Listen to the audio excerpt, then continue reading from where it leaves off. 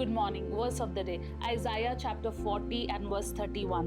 But those who wait upon the Lord shall renew their strength. They will soar on wings like eagle. They will run and not grow weary. They will walk and not be faint. Amen.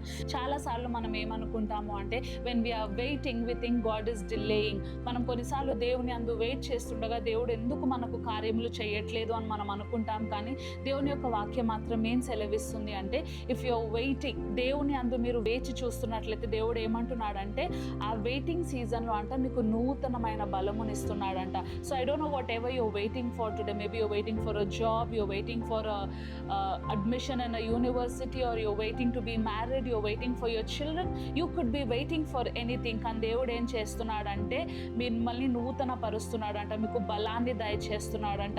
ఎందుకంటే మీరు దేని కొరకైతే ప్రార్థన చేస్తున్నారో అది ఇచ్చే ముందు దేవుడు మిమ్మల్ని బలపరుస్తున్నాను అని. So do not be discouraged. మీరు భయపడకండి, జడియకండి.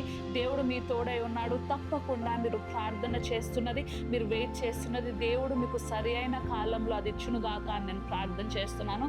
God bless you.